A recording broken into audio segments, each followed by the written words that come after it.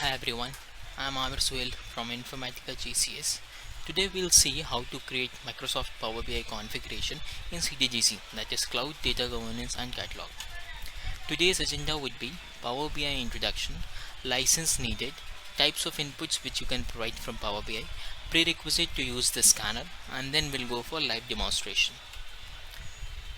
For your organization to scan the Power BI in CDGC, you need to have Power BI Cloud Scanner package and Azure Power BI Scanner, which you can validate by going into the administrator and then the license page.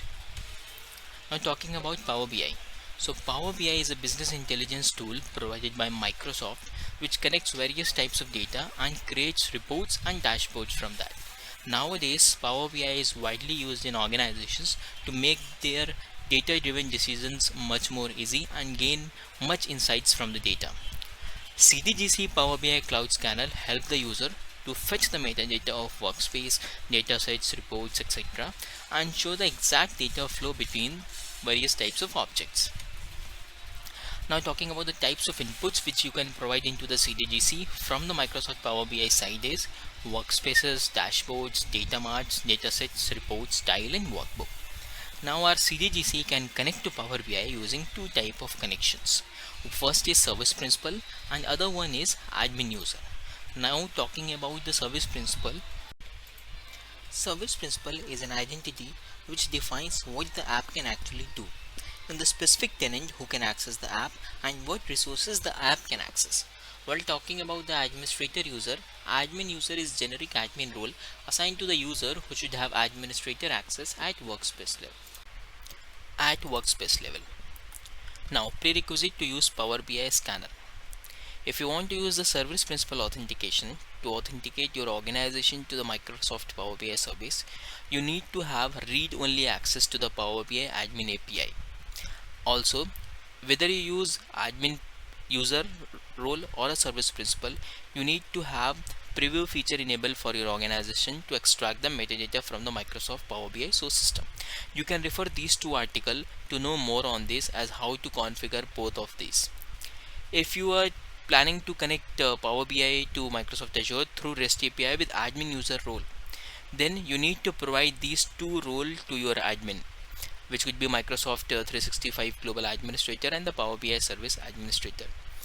If you want to see as how you can configure these permissions on the Microsoft Azure portal, we have already uploaded a video article on the YouTube. You can refer this link to access that video, and for the first 15 minutes you can refer on prerequisite, as we will demonstrate how you can provide these permissions from the Azure portal. Now we'll move for demonstration. This is Power BI Cloud Service in which I have logged in. I have created a workspace name Amin_test demo. Now in this workspace I have created two report, two dataset and one dashboard. I have created this on desktop and then published into the cloud service. If I'll open this report, so I have taken data from the SQL server, live connection with the SQL server. This is a table employee which I have fetched, and now I'll scan the same into our CDGC. To create Microsoft Power BI resource, you need to click on new, then click search for Microsoft Power BI. You'll get this, click on create. You'll see a page where you need to provide all the details required. Here you can provide the name of the resource, could be test1. Here you need to choose the Power BI cloud connection mode. As mentioned, it could be either the admin user or the service principal. In this demonstration we'll go for service principal. As soon as you'll select service principal, you will get all these fields to fill. Here you will provide the Power BI cloud URL. As I have already created one resource, so this would be the Power BI cloud URL. Authentication is URL is provided by default. This also by default. Here as it's service principal, you need to provide the cloud client ID, cloud tenant ID and secret key. If you are using the proxy on your Power BI, then you can specify those details here as well. Host port, username and password. Then after, you need to go to the next. Here in the configuration, this is the runtime environment. You must be aware we used a secure agent, so you can specify your selected runtime from here.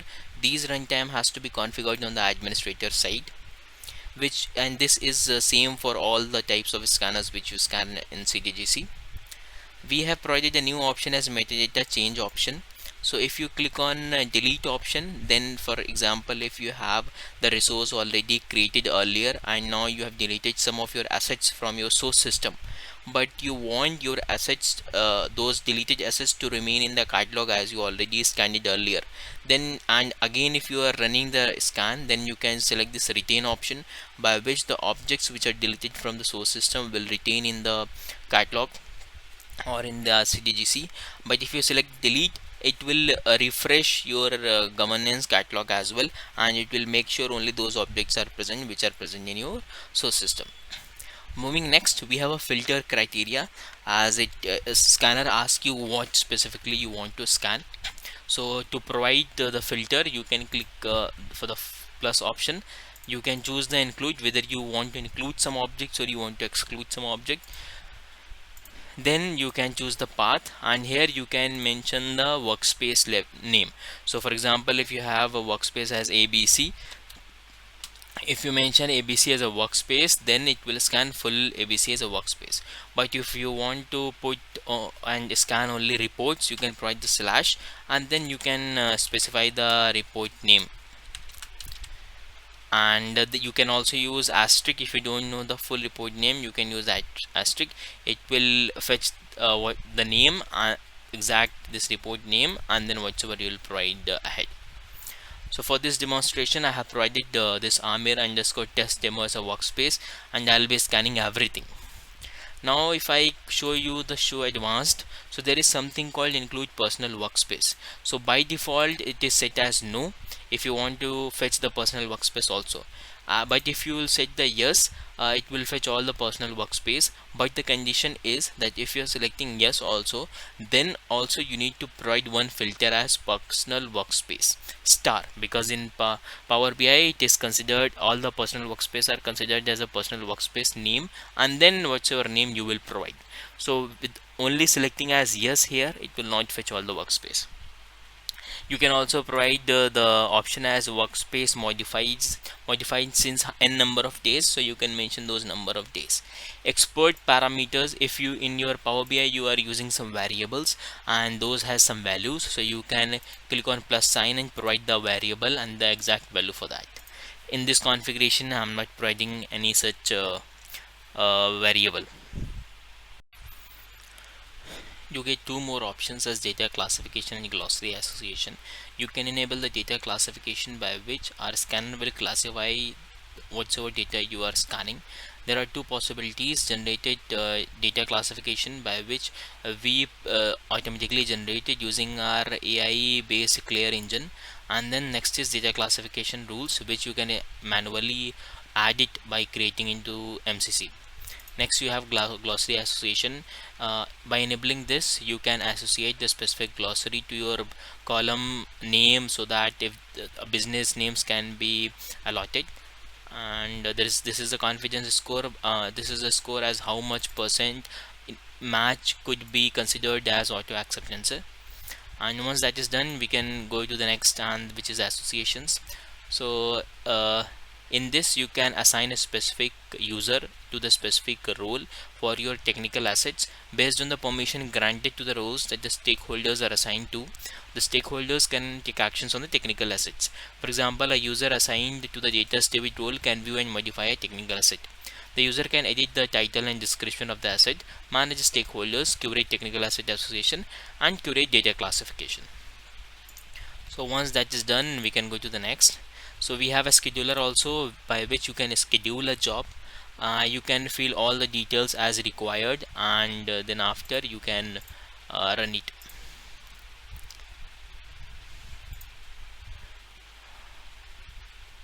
So after providing everything, you have to save it.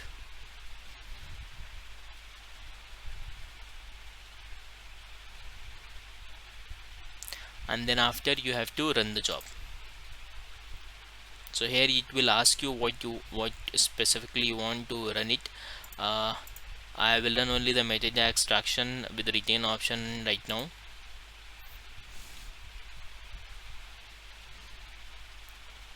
It will take some time to get it completed. Once job is completed, you will be able to see the steps here, and also whatsoever data is scanned and fetched you will be able to see here. So for example, here I have scanned two workspace. One is my workspace which I created, and the other one is personal workspace, which has one dashboard, 7 data sets, 7 reports, and 3 references catalog source. And so also, to know more on this, if the scanner gets failed, you can download this debug log and analyze it for further analysis. Now you need to go to the data governance and catalog and search for the resource name. Mine was mere underscore pbi.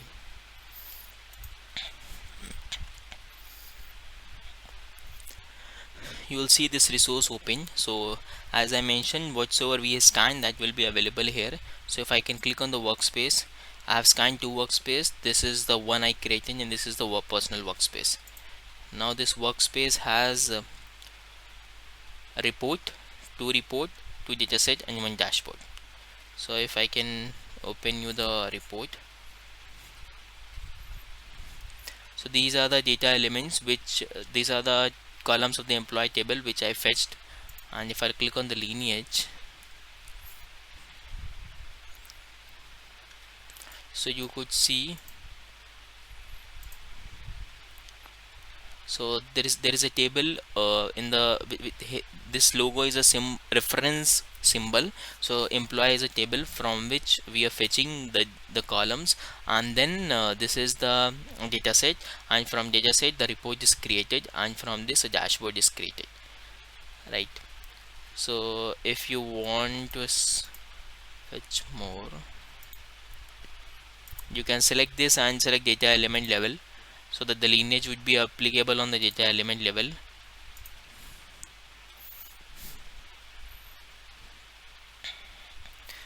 And from here you can expand more hops. I'll expand all 5. So you could see this is the table, and then this is the data set, and then here it comes the reports. As this is coming as a reference because there is a connection assignment task which we need to do it manually, which I haven't done it. So once that is done, this will be removed and it would come as a normal resource.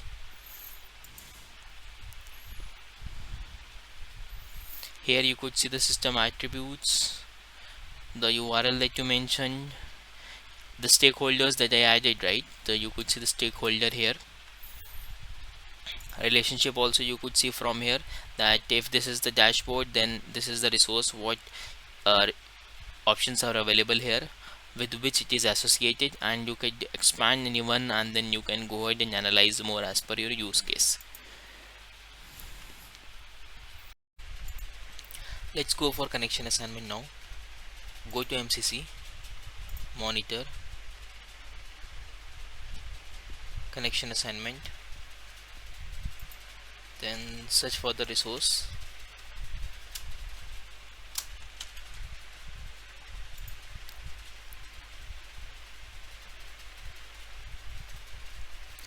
Click on 3 dots, assign.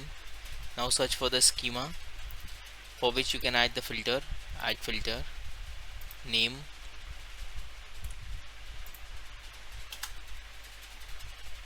so you could see this. We will assign this connection at the schema level, so we'll do this and assign. The job is triggered. You can monitor the job from here. It will take some time. Connection assignment job is successful now. We'll go to monitor. We can see from here it's 100% successful. As we have completed the connection assignment successfully, now let's refresh this page.